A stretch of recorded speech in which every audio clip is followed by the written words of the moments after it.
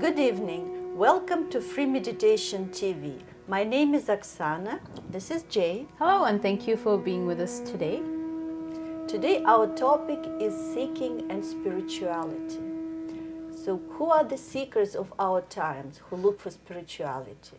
Those are the people who have this energy awakened but not fully realized. In some seekers, it could go up to their Nabi center, sometimes it could go up to their heart chakra, but so they're seeking, but they're not sure what are they seeking. It's so the Kundalini is somewhat awakened, and it's looking for something to. It's almost like a hole, like there's something missing, and you're trying to replace it. You look for money, you look for power, you look for a job, but nothing seems to fill that gap. Is the best way I can explain it. And then what you're really seeking is the peace and satisfaction that you can only find through your full Kundalini awakening. What happens is that seekers, our modern time seekers, could fall prey to some false people who tell them, if you give me this much money, thousands of dollars could be, I'll give you the mantra, or I will teach you special technique, or I will do this. Unfortunately, sometimes these false people, false gurus, they could ruin Kundalini of people, they could ruin their chakras, and their realization could become a little difficult, but not impossible. So when people come to Sahaja Yoga, they could understand that sometimes they were identified with false people. And now how can we know that those are the false people? There are a few things we could say. The first one could be reason, like Hamsa. Yeah. So there's also another chakra we've talked about in other shows. It's called the Hamsa chakra. It is part of Vishuddhi chakra, and it's based right here. It is the base for discrimination. So it gives you that quality for you to know whether something is good or bad, or whether it's right or wrong. And unfortunately, in modern day society, this chakra is not working so well. So we are a little bit more lost than usual, and we don't know exactly what is good and bad. So we might fall into the praise of false gurus, as we mentioned, and other things that we think are right, but are actually not doing us any good. But we can check with vibrations. In our daily life, and we call our times a time of confusion, and the truth is never quite right. I could think somebody is a great person, and Jay might not like that person. So how do we know whether this person is good or bad? How do we know whether the person who speaks about spirituality and says all the right words is good or bad, or is good or bad? And the best way is to have vibratory awareness. So how do we know that? We could check vibrations of that person.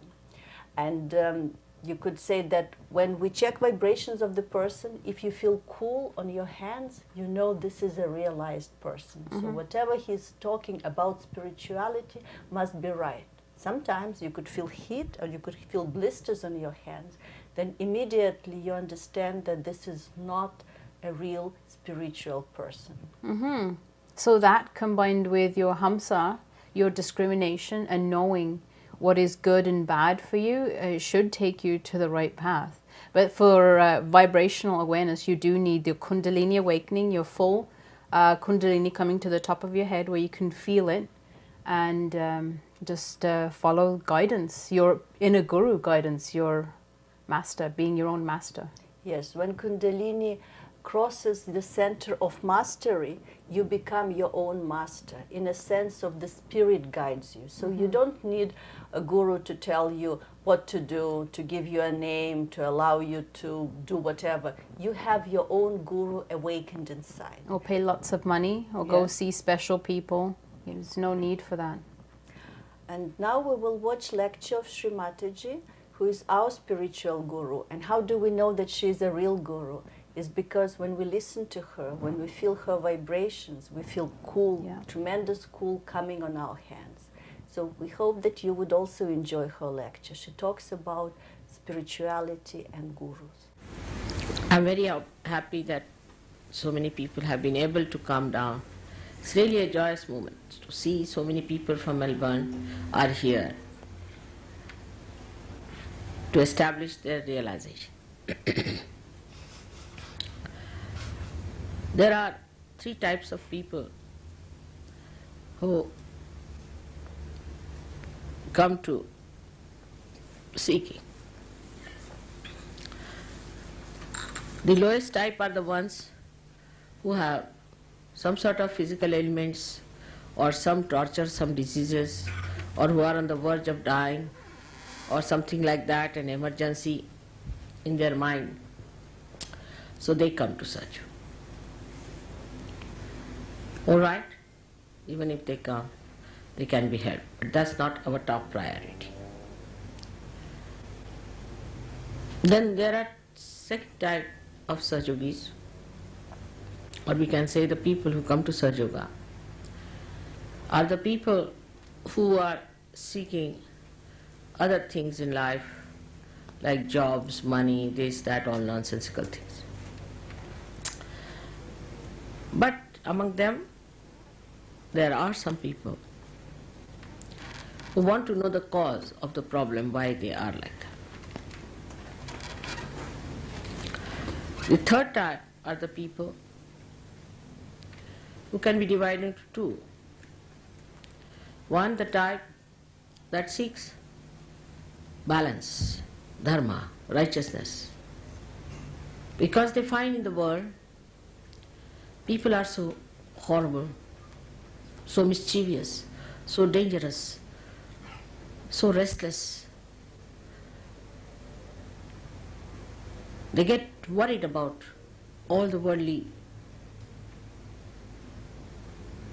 turmoils that are on. They get shocked. And then they want to find a solution. Why have I come on this earth? This is one type, as we call Bahirmukhis. The ones whose attention is outside, but in a very subtler way, in a very divine way. The second ones in the same category are the ones who are seekers, who have been seeking in ages. They have been seeking in many lives. They have been seekers of truth. They have been on hills and dales, Himalayas, everywhere, have done everything else, and now born again here to be able to find out the truth. These are called as Antarmukhis. These are the people who are inward.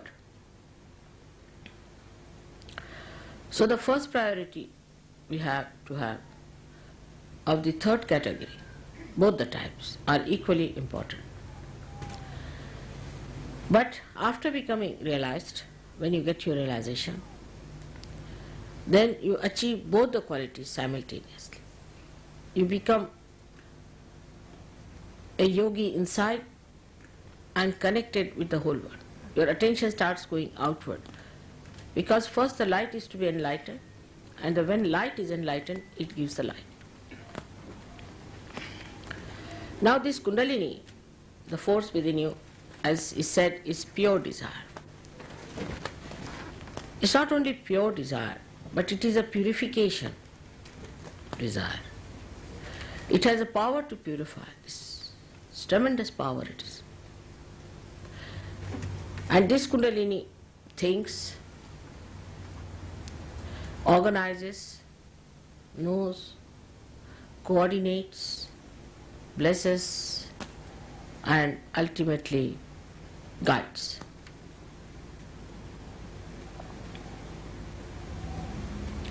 So to go beyond the cause, we must understand that this Kundalini is the pure form.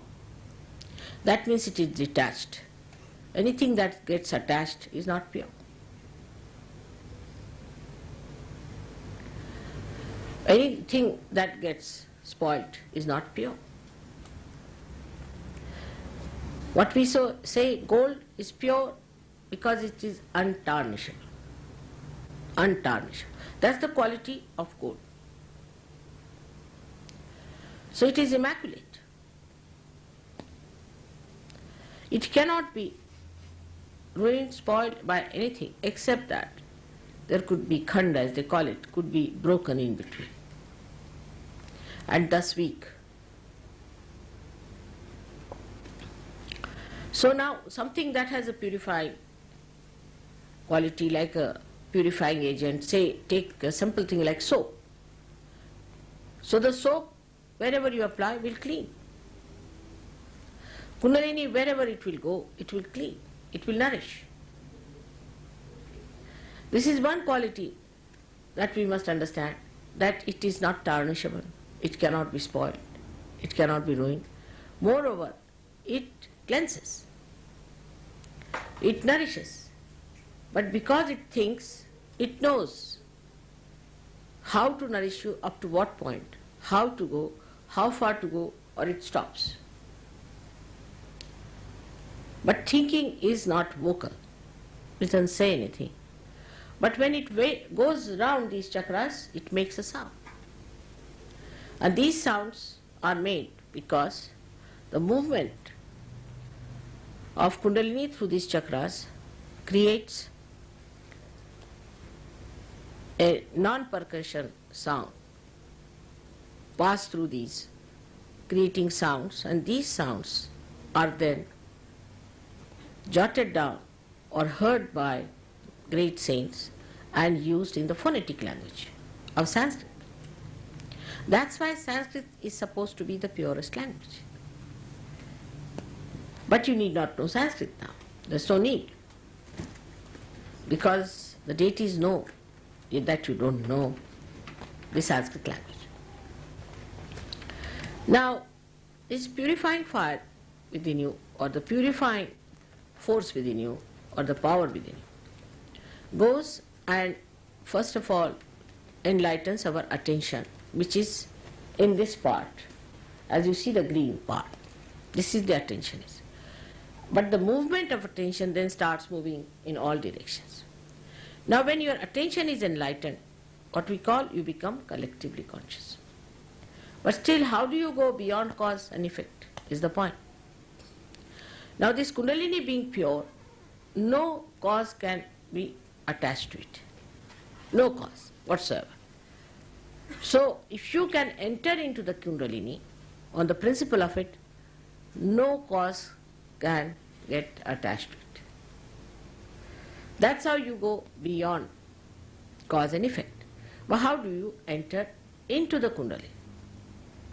That's the main point. Main problem is, how do we enter into the Kundalini? Supposing you are paying attention to me and I say pay attention to yourself, you cannot. Even if Kundalini rises, your attention is attracted inside, still you cannot pay attention inside. So how do you pay attention inside? Is through this enlightened attention.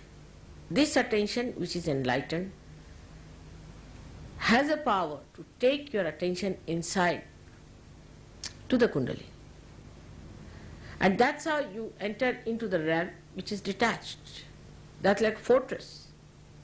Nobody can enter in there. So when you are in thoughtless awareness, when you are not thinking, you are in your fortress, nobody can jump at you, nobody can trouble you, all the causes drop out. That is why it is necessary first to practice, to be in that thoughtless awareness through the practice of Sahaja Yoga to begin with. So that you learn how to enter into that state, how to enter into that state. But first and foremost thing is that your Kundalini must be awakened, then it must be allowed to move properly. You must cooperate, you must know how to do it and raise it so that you keep it at least, if not above, at least in the brain. But best thing is, if it comes out, then you have no tensions, no worries, because everything that you have passes into your attention. Attention touches the Kundalini because you are a realized soul and leaves it in the force of the Kundalini, in the current of Kundalini, and this current takes away everything that is out. And that's how you are cleared. This is a very, very simple way of explaining how you go beyond cause and effect. Welcome back. And if you weren't already meditating during the talk, now is the time when we take a few minutes to go into meditation. So, as we usually do every week, we put out our hands and we keep our attention on the top of our head if we can. If we do have thoughts, we just say, I forgive, or just watch them pass. And let's meditate. Okay.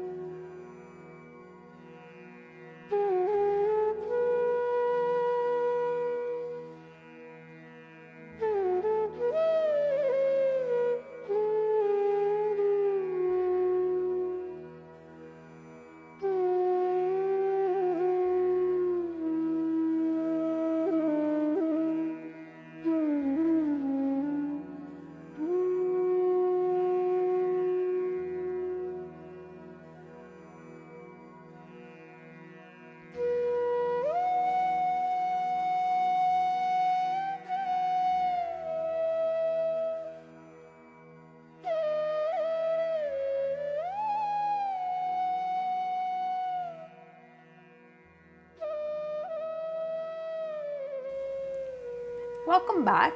So now is our question answer time.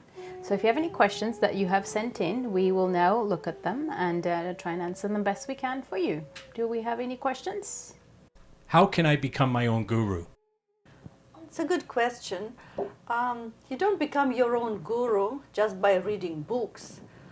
And the guru principle is awakened in you. Mm-hmm. And what does it mean? It means that your spirit is awakened and your spirit guides you. So you know what is spirituality from inside. That's right. It's a inner guidance more than anything else from outside source. It's following really your Hamsa chakra and also the wisdom within to allow you to become your own master. To be a spiritual guru, you have to be a realized person. You cannot just declare yourself that I read so many books, I know so much about chakras. You cannot, unless you feel them, unless you know what are the problems of yourself and of others, then you cannot be a guru. Also, if you are a really great guru, you should always feel cool on your hands. Mm-hmm. That's the sign of real guru. And being in the center, right? So we're talked about being on the right side and the left side. Trying to be in balance will definitely help you. If you are always upset about something, if you're an emotional person too much, then you might not be balanced. You cannot say, I'm a guru. If you're on the right side, you always feel active, you want to do this. This is also the right side is overworked. So the guru, the real guru, is balanced and Mm-hmm. also always in witness state. Right. Any other questions? Yes, there's another question. I'm really interested in spirituality, but there is so much on the internet. What makes this the real thing before I devote the time? Well, for me, I would say, again, it comes down to Kundalini awakening. And when you have your realization and you can feel vibrations, you will know for yourself, because again, you become your own master. You have to follow your inner guidance. So there's a lot of falsehood out there and you will get lost here and there, but something inside you with vibrations will hopefully guide you. That's the only way, because there are so many books and people, they use the lingo. They talk about chakras, about Kundalini, about everything, but they don't have the power to do that. So unless you have your own powers, and I always say the powers, Yeah, that's vibratory awareness, don't believe in it, don't believe in anybody, just believe in your Kundalini. In yourself. This is something, this is the power that is born within you. If it's awakened, it gives you the second birth, then you become your guru. Mm-hmm. And it's also free. You cannot That's pay right. for it. That's another thing. If somebody wants some money for that, probably not a good idea. Yep, and you can also try and visit our free workshop classes, because at that point you'll have some guidance as to how to meditate, how to establish your self-realization.